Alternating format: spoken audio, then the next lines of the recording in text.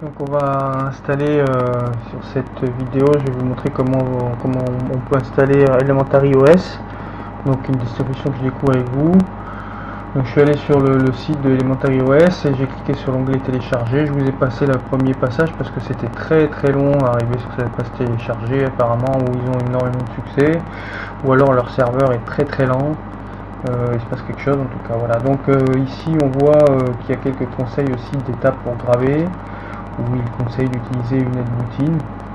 Voilà, il y a une étape 3, lancer l'installation, où ils expliquent que depuis le CD où vous aurez gravé l'image ISO ou l'USB où vous aurez installé l'image ISO, il vous faut redémarrer, la serrer, enfin les trucs classiques quoi, aller dans le menu de votre carte mère pour pouvoir dire évidemment avant de démarrer sur le disque dur, de démarrer sur les médias externes qui seraient connectés.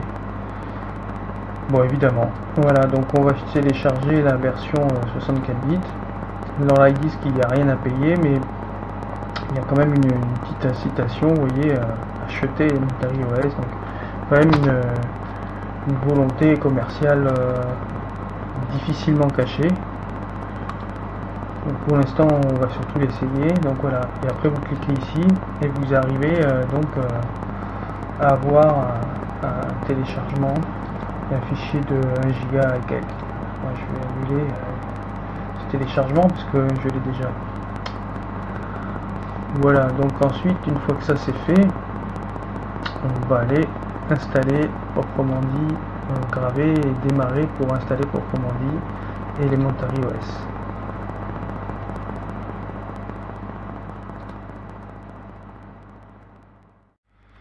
Voilà donc l'écran de boot du live de Elementary OS. Donc on est invité directement à choisir une langue pour le bootloader. Alors installer Elementary OS, essayer Elementary OS sans l'installer, vérifier sur le disque et des défauts, etc. Donc on va essayer Elementary OS. Je pense probablement, comme c'est une distribution pour débutants, qu'il y a un GUI graphique qui permet de l'installer depuis la version live, normalement. Faut espérer. Donc j'ai cliqué entrée.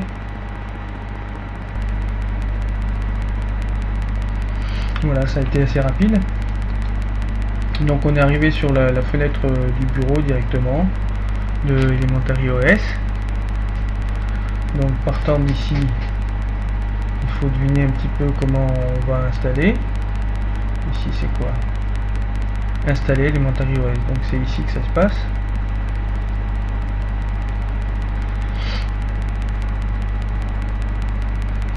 Ok, très bien. Donc français. Il faut au moins 6,6 Go d'espace libre sur le disque dur. Il faut être connecté à internet. Les deux ont été vérifiés, c'est bon. Est-ce que je veux télécharger les mises à jour pendant l'installation? Oh bah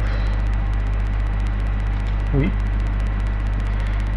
Le greffon fluent de MP3 intègre les technologies de décodage de MP3 sous licence. Oui, on va l'installer. Allez, on va voir. C'est une expérience, hein. Tenter l'expérience. Donc on va faire une installation totale. On va pas faire une installation comme si on était sur un dual boot ou particulière. Pas de chiffrement.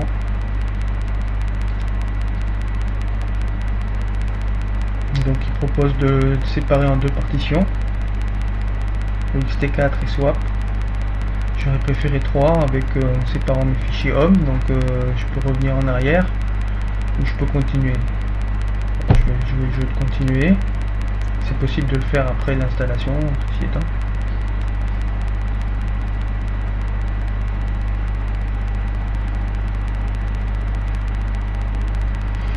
On voit que sur certaines distributions, ils proposent d'origine, sans qu'on ait à tout faire à la main, qu'on puisse séparer le répertoire, la partition qui va comporter des fichiers utilisateurs, la partition qui va comporter tous les fichiers système.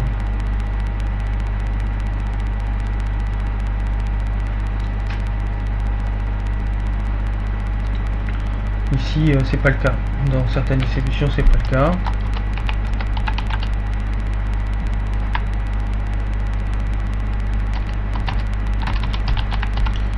Donc ici je vais mettre le nom de la machine que je voudrais avoir. Donc c'est le nom qu'on retrouvera une fois qu'elle sera en réseau. Mon mot de passe bidon de démonstrateur. Donc toujours le même truc que dans mes autres démos, je vais laisser avec le display manager. Je vais pas demander à chiffrer mon dossier personnel, d'autant plus qu'il est même pas sur une partition à part. Origine, NAS. Donc là c'est parti, apparemment il a commencé à installer le système. Donc comme il va aller chercher sur le serveur sur internet les fichiers, les mises à jour, ça va durer je pense probablement un bon moment, peut-être une demi-heure. Donc je reviendrai vers vous quand ça sera terminé. Allez, à tout à l'heure. Ok, donc j'ai redémarré Elementary OS. Je suis arrivé ici sur le display manager de Elementary OS.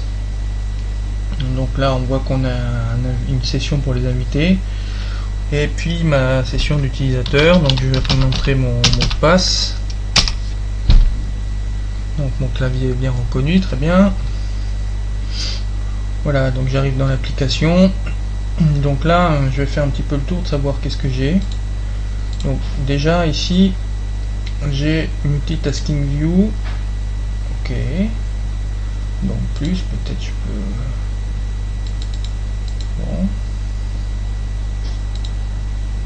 Ça je sais pas pourquoi il y a plus, parce que visiblement j'appuie dessus, ça fait rien. Bon, peu importe.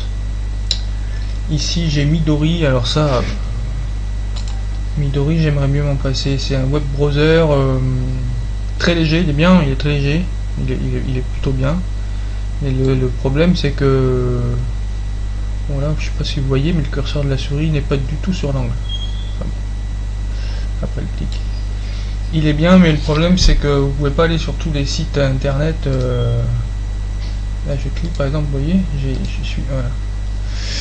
Vous pouvez pas aller sur tous les sites internet, il n'y aura pas tous les plugins pour gérer tout. Voilà, je sais pas si on va sur YouTube par exemple, est-ce que on va faire une tentative. On va pouvoir voir une vidéo par exemple, tout simplement.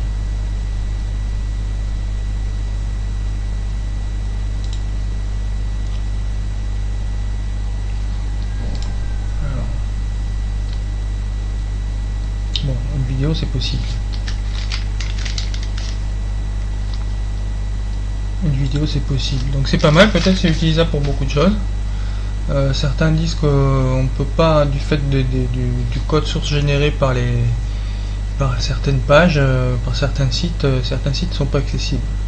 Faut vérifier. Je pense que c'est une information à vérifier. Peut-être que c'est devenu faux, ce qui expliquerait qu'ils ont mis Midori à la place de Firefox ou de Chromium. Voilà, donc des logiciels pour les médias. Et ici un setting system. Donc de quoi, donc là, ouais, de quoi modifier un peu les paramètres du système. Donc c'est assez épuré, comme vous pouvez le constater avec moi. C'est même Universal Access, c'est quoi? Seeing, hearing, typing, pointing and click. Ok, d'accord. C'est la manière dont on accède aux éléments sur le bureau, donc pour les gens qui voient mal ou des choses comme ça. Donc langue et région, par exemple on aimerait bien être en français, donc français, et le format, bah du coup ce serait pas mal en français, format français. Bon, alors il faut se... Langage support is not installed en complete installation. Donc on me demande mon mot de passe. Donc là il faut qu'il aille chercher des éléments complémentaires à installer pour qu'il puisse mettre l'opérateur système en français. Donc c'est ce qu'on est en train de faire. On lui donne l'opportunité de pouvoir montrer qu'il peut mettre son opérateur système dans une autre langue que l'anglais facilement. Pour l'instant ça a été facile à faire, donc on va voir si par la suite c'est efficace ou pas. Là il dit donc qu'il est en train installing missing language, donc il est en train d'installer les langues manquantes, donc le français en l'occurrence. Alors je vais faire un petit déni, je vais en profiter pour regarder. Ah, il y a le thaïlandais, il y a le russe, le vietnamien, portugais, norvégien, le japonais, le chinois, il y a des langues asiatiques, donc le russe, le catalan, ah c'est bien ça, le danois, Sestina, je ne sais pas ce que c'est, Bahasa d'Indonésie, ok, probablement ici c'est le coréen, je sais pas, ça lui ressemble.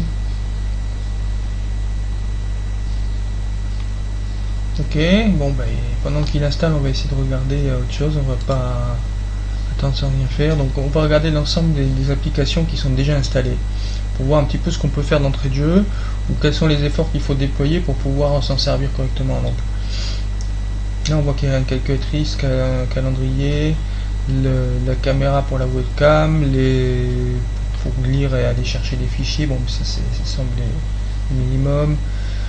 Pour lire ses emails, donc c'est Geary Mail, c'est un client mail que je connais pas, mais pourquoi pas. Alors ça veut pas dire que vous avez ça et puis c'est fini quoi, hein. Ça veut dire que vous avez ça d'entrée de jeu. Après vous pouvez installer ce que vous voulez, Thunderbird, Firefox par exemple et d'autres, hein. Alors Scratch, j'imagine c'est un éditeur de texte, photo pour éditer, pour lire les photos, probablement pas pour les éditer. Multitasking view, c'est pour pouvoir voir si, je pense, s'il y a plusieurs bureaux, quand il y a plusieurs bureaux configurés. Musique pour écouter de la musique. Screenshot pour pouvoir faire donc des saisies d'écran. On va voir comment il marche. Bon, pour l'instant c'est en anglais parce qu'on est en train de télécharger la langue. Alors, prendre copier entièrement l'écran, copier la fenêtre courante ou sélectionner une surface, pourquoi pas. Alors pour les autres, il y a un délai d'attente qui permet justement certainement de sélectionner la fenêtre, etc. quoi. Voilà. Ou de faire par exemple, là si je prends un screenshot de tout l'écran et qu'il n'y a pas de délai, ben, je pourrais pas avoir par exemple quelque chose comme ça, vous voyez. Il faut bien un délai pour pouvoir ouvrir cet avertissement. Voilà. Enfin, cet avertissement, cette information, donc voilà, c'est important d'avoir un délai. Donc là il me demande de sélectionner, donc je vais sélectionner, je vais essayer de faire un copier l'image d'une partie seulement d'une zone que je vais définir. Voilà.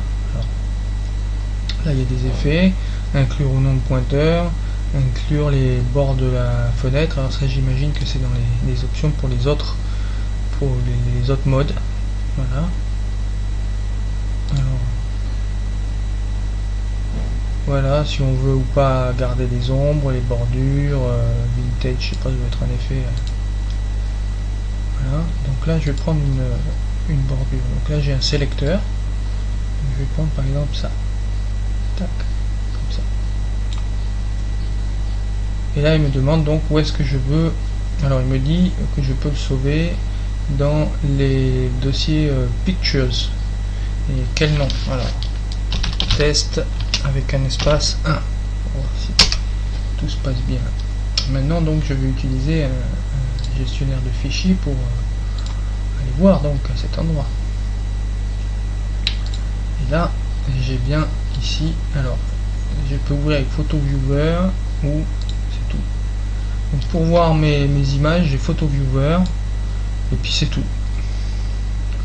Voilà, donc c'est un peu à la mode OS X, hein, j'ai l'impression, hein, je pense que s'ils ont un peu essayé de copier ça. Alors, on fait une rotation de la photo.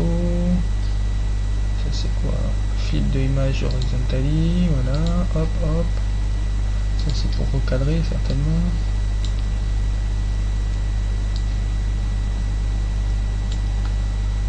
Voilà. Crop. Ah, Ah, j'ai vu qu'il y avait autre chose que le Square. Ah oui, on peut mettre des formats préétablis. Voilà, et on peut customiser et créer son propre format. Ok, très bien, pour couper l'image. Annuler. Donc ça doit être une symétrie. Un straighten de photo. Alors là, c'est pour... voilà. Ah oui, ça d'accord. Donc là, on peut...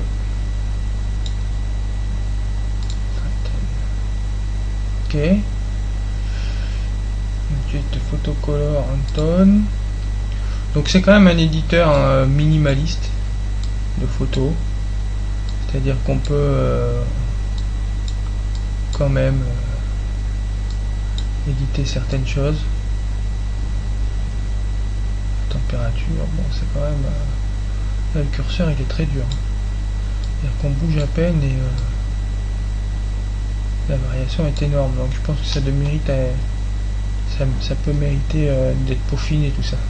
Je pense que ça va s'améliorer avec le temps parce que bon, c'est un outil simple mais en même temps ça pourrait être efficace. Et là donc faire des changements automatiques. Ok. Voilà ce qu'il nous a fait. Donc ça c'est mieux. Bon, okay, c'est une vision du monde. Voilà, alors est-ce que je peux sauver? Alors oui, je vais sauver. Ok, très bien, j'ai compris comment ça se passe. Langage is not installed completely. Complete installation. Bah, moi je vais le mettre en français, je l'ai déjà dit. Et ici, j'ai l'impression de me répéter. Non, je l'ai déjà dit, non, je suis pas fou. Je me répète pas là.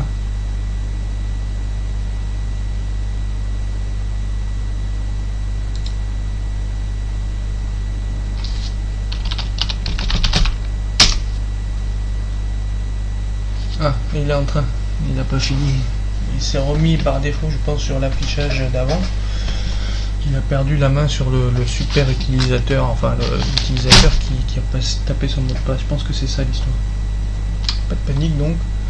Mais bon, petit avertissement était bienvenu.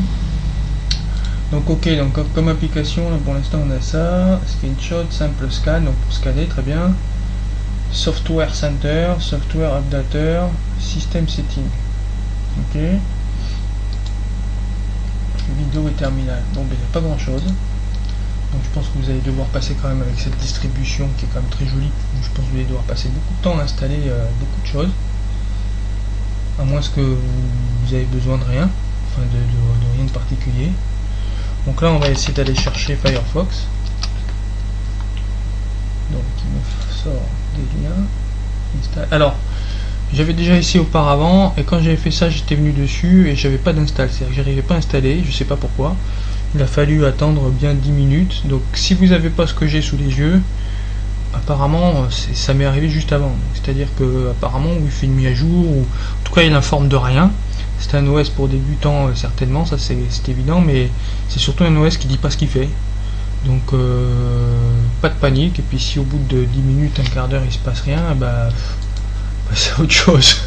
Donc moi je trouve que c'est peut-être pas finalisé, ça mérite d'être finalisé. Il n'y a aucune information sur rien, c'est pas... Disons que quand on s'en sert pour la première fois, on n'est pas en confiance quoi. Vraiment pas. Et on est un peu dans l'inconnu quoi. Alors j'ai vu qu'il y avait aussi, ils vendent des logiciels, vous voyez, 5 $, 7 $. Donc quand on va sur le site, ils parlent d'avoir des sources libres, de ne pas avoir d'incitation, etc. Et la première chose qu'on voit quand on ouvre le Software Center, c'est de l'incitation d'achat, et même pas forcément. Alors, Software Center, alors là on parle de Linux Magazine. Alors, un magazine c'est pas un software, hein. Je sais pas pour vous, mais pour moi un magazine c'est un livre, c'est pas un software. Donc je comprends pas ce que ça fait là. Apparemment moi ça me plaît pas trop, je vous le dis. Je le présente quand même, ça peut plaire à quelqu'un d'autre. Le fait que ça ressemble beaucoup au OSX. Et puis beaucoup quoi. beaucoup quoi. Bon. Alors, je vais voir, est-ce qu'il y a j'installe Firefox, est-ce qu'il y a Moche, il y a Moche par exemple. Alors, ça c'est pour se connecter en console SSH. Est-ce qu'il y a déjà d'entrée de jeu, est-ce qu'il y a SSH d'installer? Non, donc SSH il n'est pas installé, ok.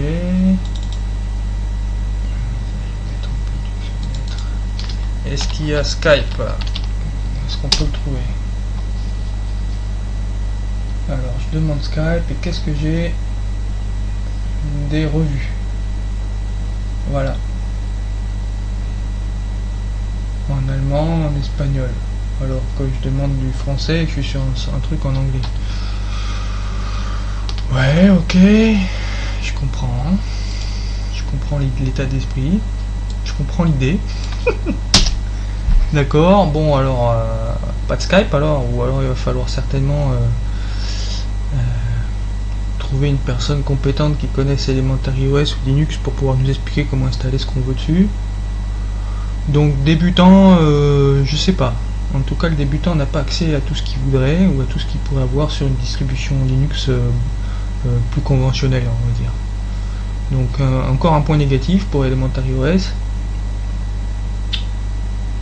Qu'est-ce qu'on peut lui demander d'aller voir? Allez, Qtox du logiciel libre, puisqu'il parlait d'avoir un accès facile au logiciel libre. Voilà, Qtox, il n'y a pas. Qtox c'est pour communiquer comme Skype, mais c'est un logiciel libre. Ring, pareil, il n'y a pas. Ok, bon. Ok, hein. Books and Magazine, Software Center quoi. Education. Ouais, donc là quand on clique sur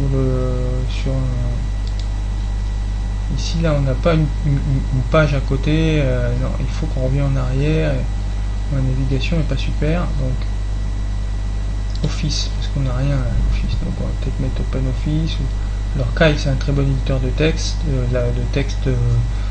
texte, LaTeX texte, donc c'est un éditeur de texte en mode de commande. C'est super pour les scientifiques ou les gens qui veulent créer des livres avec une vraie syntaxe pro. Je regarde un peu ce qu'ils ont là dans Office. Pyroom. Ok.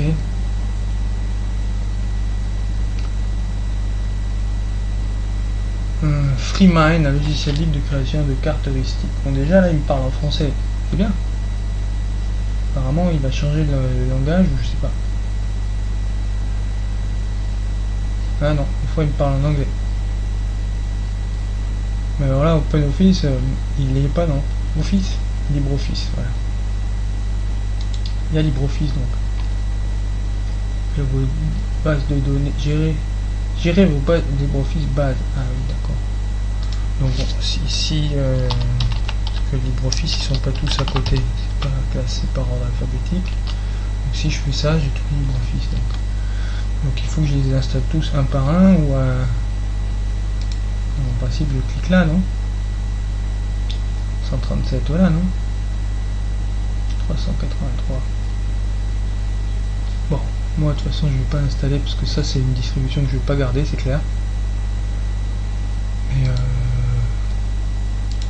historique, donc j'ai installé Firefox là.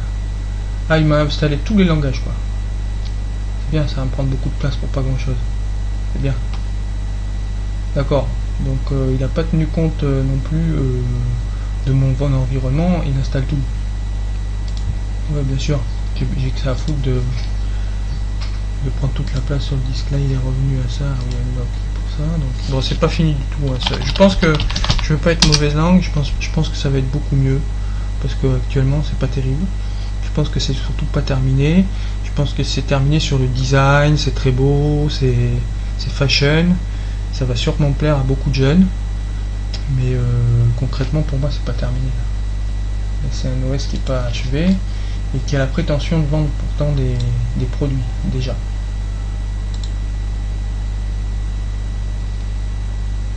Donc il faut se loguer, il faut log out pour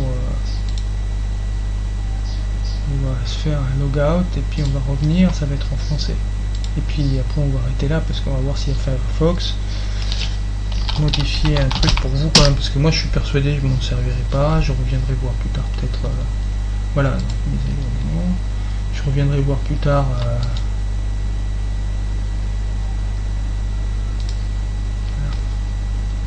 Si la distribution est finie ou pas, un de ces quatre. Je retiens que c'est une très belle distribution et qu'il y a beaucoup de choses à vendre.